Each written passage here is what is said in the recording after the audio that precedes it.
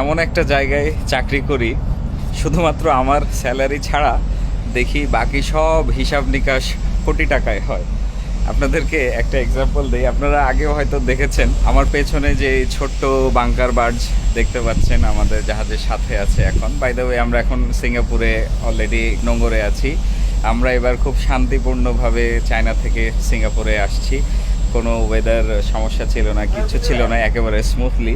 এখন ঘটনা হচ্ছে যে এই যে ছোট্ট যে একটা বাংকার বার্জ আছে আমাদের সাথে, দেখে মনে হচ্ছে আহামরি এখানে কিছুই হচ্ছে না, কিন্তু এখানে আজকে অন্তত 10 কোটি টাকার জ্বালানি আদান প্রদান হচ্ছে। আমরা 1200 টন জ্বালানি নিচ্ছি, আর আমাদের আগের আছে 300 টন, সব মিলিয়ে 1500 টন জ্বালানি হবে আমাদের নেক্সট যে ভয়েজ সেটার জন্য। তো দেখে আসলে আহামরি কিছু মনে হয় না, এইটা জাস্ট 6-7 ঘন্টার একটা অপারেশন। এই 6-7 ঘন্টার মধ্যে মোটামুটি 10 কোটি টাকার লেনদেন হয়ে যাবে এখানে। আমাদের দেশে একটা খুব ভ্রান্ত ধারণা, একটা খুব বাজে মাইন্ডসেট আমি বলবো, সেটা হচ্ছে যে পড়াশোনা করতে হবে, করে চাকরির পিছে পিছে দৌড়াইতে হবে। আপনাদের যাদের সুযোগ আছে আমি বলি কি, আপনারা শুধু চাকরির পেছনে না দৌড়ায় ব্যবসা করেন, ছোটোখাটো যে কোনো ব্যবসা করেন।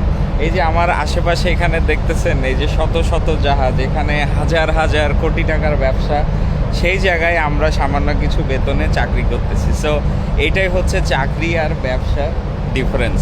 আপনি যদি চাকরি করেন না, তাহলে আপনি একটা লিমিটেশনসের মধ্যে থাকবেন। হ্যাঁ, অনেক ভালো চাকরি হতে পারে, বাট তারপরেও আপনার লিমিটেশনস আছে। বাট আপনি যদি ব্যবসা করেন, আপনি অনেক কিছু এক্সপ্লোর করার সুযোগ পাবেন। যে সমস্ত ব্যবসায়ী আমার ভিডিও দেখতেছেন, ওনারা মনে মনে বলবেন, ভাই ব্যবসার যে কী প্যারা সেটা আপনি কি বুঝবেন, আপনি তো জানেন না। ভাই, ব্যবসা করা প্যারা ঠিক আছে, এটা বুঝি, কিন্তু যেটা আউটপুট আসে সেটা তো চাকরির তুলনায় অনেক হিউজ। এই যেমন আমি আপনাদের যে এক্সাম্পল দিলাম, এই যে কোটি কোটি টাকার ট্রানজ্যাকশান, এটা তো ব্যবসা দিয়েই হচ্ছে। সো আপনি যত বেশি পরিশ্রম করবেন, আউটপুটটা আপনার তত বেশি হবে। সিম্পল। এনিওয়ে, আমরা এখন এই যে জ্বালানি নিচ্ছি সিঙ্গাপুরে আসার সাথে সাথে, তারপরে জ্বালানি নেওয়া শেষ হলে আমরা ওয়েট করব আমাদের নেক্সট যে লোডিং ইনস্ট্রাকশন সেটার জন্য। এরপরে লোড হয়ে গেলে আমরা আবার সেম রুটে যাব চায়না, সেই সেম বন্দর হয়তোবা, বাট এখনও শিওর না। আমি নিজেই বোর হয়ে যাচ্ছি এই সেম রুটে যাওয়া আসা করতে করতে, কিন্তু এটা আসলে আমাদের হাতে নাই। কজ আমাদেরকে যেভাবে ইনস্ট্রাকশন দেওয়া হবে আমরা জাস্ট সেটা ফলো করি, আমাদেরকে যেখানে যেতে বলা হবে আমরা সেখানেই যাব।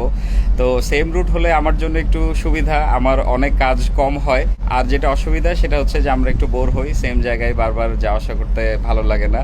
একটু ভিন্ন ভিন্ন বন্দর হলে, ভিন্ন ভিন্ন রুট হলে আরও একটু এক্সাইটিং লাগে, একটু অ্যাডভেঞ্চার ফিল হয়। বাট এটা আমাদের কাছে এখন ডাল ভাত হয়ে যাচ্ছে এই চায়না সিঙ্গাপুর যাওয়া আসার ব্যাপারটা।